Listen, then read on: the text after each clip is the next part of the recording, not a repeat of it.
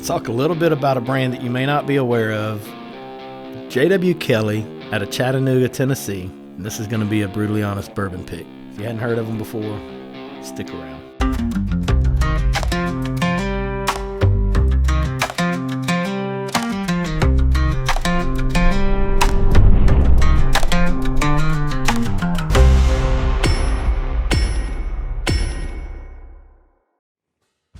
Hey guys, welcome back to Brutally Honest Bourbon. Today I'm excited to bring you guys another brand that you may not have heard about. I know I had not heard about it prior to last year. I learned about J.W. Kelly over at Harry's. One of his sales rep, Garen from Atlanta Beverage, came in and asked me if I'd ever tried Silver Springs or J.W. Kelly. I said I had not ever heard or seen either one of them. When I saw the label on the Silver Springs, I was like, what's going on here? This looks really new, like somebody just getting started. What are we in for? Had no clue about the history. Had no clue about the owner, Ed Cole, there in Chattanooga, and his history with whiskey.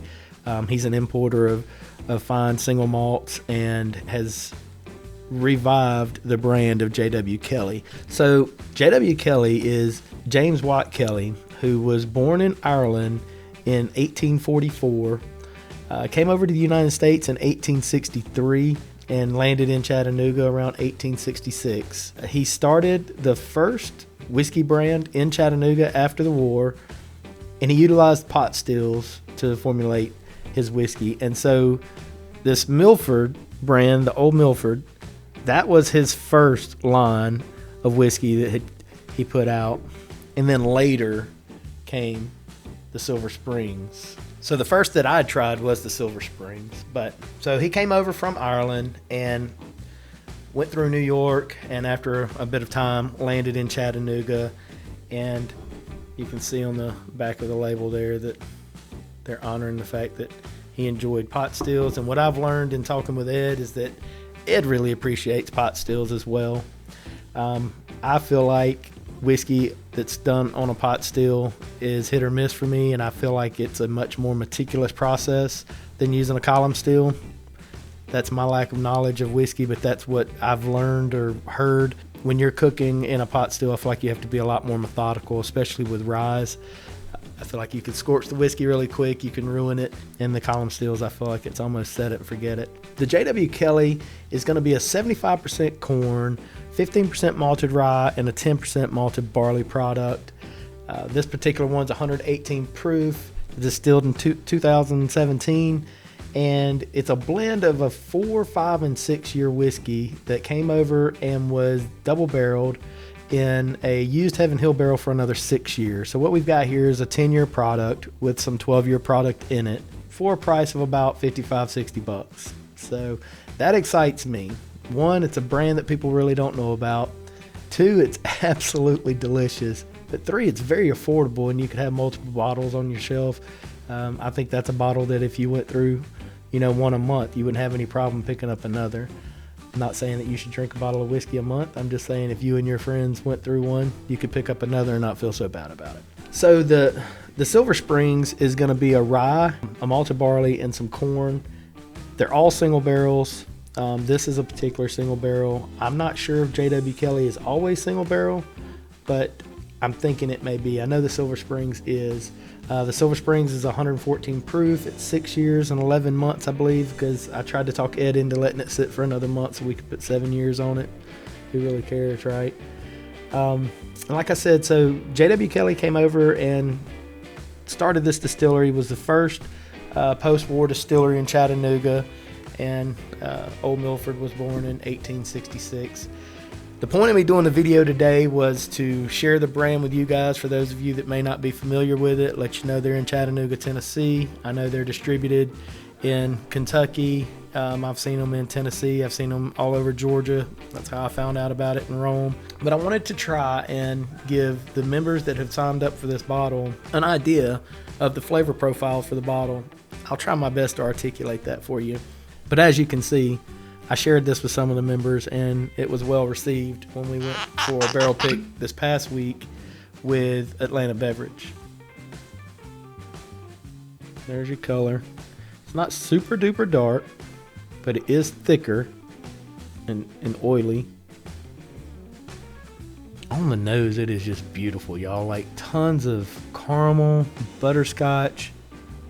Oh my goodness, that's just like a holiday recipe being cooked. There's an undertone of fruit there. I don't know if I'm picking up like some apples and some apricot. There's a hint of like some pepperiness in there. Overall, it's not very ethanol forward. Let's see what it's like. Get one more before I tell you. It's absolutely delicious. That proof point hits just right.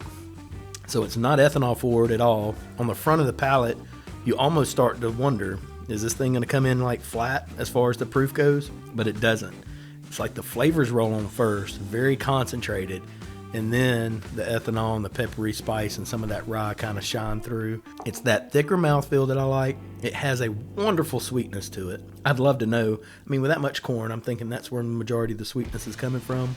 But my goodness gracious, is that good. So the nose and the palate, I feel like they line up very well, with the exception of the oak and the tobacco that you get on the palate. It absolutely has like some baked apple in there, like the yellow apples. It's definitely got some apricot in there, maybe some peach, tons of caramel, butterscotch, $55-$60. It's one to have in my opinion. All right, so that's the J.W. Kelly. Let's talk a little bit about the Silver Springs. Y'all have seen me do several short clips, TikTok, Instagram, some YouTube shorts on Silver Springs. So it's a sweet mash rye. And I will say both of these are contract distilled in different locations. So Ed was able to find the mash bill for both of these.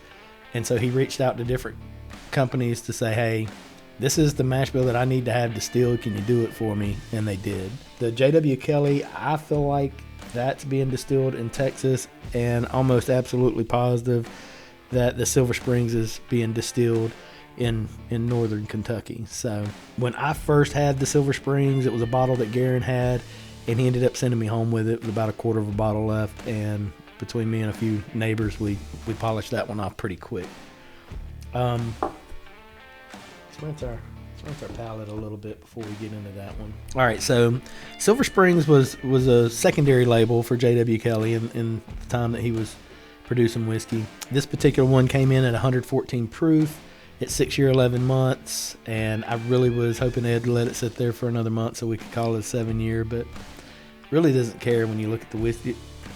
It really doesn't matter when you look at the whiskey in the glass, what the age is on it, what the proof is on it, what the mash bill is. But it's rye, it's malted barley, it's corn, and I have really grown fond of it. I feel like it can be, and I feel like this particular barrel pick is a bourbon lover's rye. And what I mean by that is it's not rye forward, it's not offensive, it's not super spicy. Let's just see what we think. So you're going to get some dark mintiness on it. You're going to get some darker sweetnesses on there. It may be like a light brown sugar as opposed to like super dark. It's definitely not like molasses. And then you're getting like some cherry there and maybe like some pear with a little bit of bacon spice. Let's see what it's like on the palate. It's delicious. There again, I know that you think that I'm going to be partial to it. It's my barrel pick. I say mine. Took the team with me. And I never pick anything that the team doesn't agree on across the board, right? Like the majority has to agree or we don't pick it. So the majority of our group thought that this was the one to have. And I think we hit a home run. So these bottles come in between 40 and $50. Probably 45, 46 bucks is what this one will land at. Very affordable. Very good juice. 7 year juice basically. And it's going to be that darker minty flavor with those fruits in there. Very long finish. The finish gets, I wouldn't say syrupy, but it's very concentrated with flavor. So it doesn't roll on the palate very thick and viscous, but it finishes up on the backside of the palate in that manner, in my opinion. That's absolutely delicious. So for anybody that's getting that one, you're in for a treat. If you haven't had Silver Springs yet, they're all single barrels, so I'm not going to say that everyone that you're going to grab is going to be a banger. I'll say that the majority probably will be. I've been there twice for barrel picks, gone through 10, 12 barrels now so far, and I've had probably 4 or 5 different barrels and bottles, and there have been a few that to me weren't as good as the last, but the majority of them have been really good. There's 122 proof now, I think, at Harry's. And I know Andy and them at McFarland had a pick a little while back. I think they may be getting another. This one will drop on Brewtally Honest 1. So it's BrewtallyHonest1.com. Be in our barrel pick section. This will go to the patrons first, and I do believe that it's been all spoken for between the patrons and the private Facebook group. If you guys aren't either one of those, and you'd be interested in some of these brands that we will be bringing to you, then I would ask you to sign up for that. We've got several good barrel picks lined up for next year. So December of this year, we'll be picking with short barrel. I think the end of November 21st, we're picking with short barrel. January, we're going to pick with Old Dominic. We're going to do a barrel pick in honor of my father, so we'll do that on January 17th, which would have been his birthday. Don't know what we're picking yet. I love their wheat. I love their Tennessee whiskey, and the bourbon's good. I've been asked to look at a pick in February or March. Not real sure if we'll do that one yet or not. That's still underway. April, we're going to do an Onyx and Amber pick. The one that we would be looking at in February or March is going to be a Broad Branch. It's up to them, right? I want Broad Branch. It's phenomenal. So then in May, we have the Detling pick for the group. Man, I don't even know what we've got after that, but hopefully there'll be some more with Crittenden. We'll just have to see what comes after that. I'd like to get in with Kings, so we almost did a Kings pick this month, and we decided to hold off. Talked with Justin. He and I both agreed that given the time of the year, the holidays, and the environment right now, maybe we just hold off and let things age a little longer, and we'll pick one next year. So if you guys enjoy going to barrel picks, if you enjoy experiencing good barrel picks, I think our group picks some great ones. And that's not on me holistically, that's on the group. We'd look forward to having you guys in the group. So the patrons there, look that up. If you'd like to be part of the Facebook group, send me an email. We can friend each other on Facebook, and I can invite you. If you hadn't looked over at the Patreon, I wish you'd do that. I thank you guys, the patrons. Y'all make this thing possible for me. Just this past week, we left on Monday. We went to New Riff, shot video there, went over to Revival, shot some video there. Ended up spending majority of the night with Brad out eating at other restaurants. He's the owner of Revival. Then we got up and drove over to Augusta, hung out with Alex, came back, headed towards Chattanooga to do the pick with Atlanta Beverage, did a few bourbon hunts, some videos there, and got back Wednesday evening about 8 o'clock. So a total of 1,200 miles in 2.5, 3 days. That's the life of an influencer for you. So you patrons make that possible, because I couldn't afford to do it otherwise. That was completely on my dime, that you guys help subsidize. So I greatly appreciate that. If you guys enjoy this, I would appreciate your contributions as well.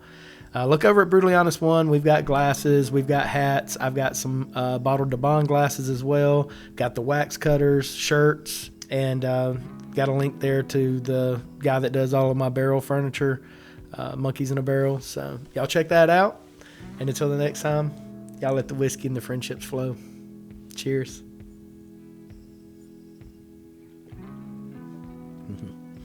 If you like double oak, that's one for you. Cheers.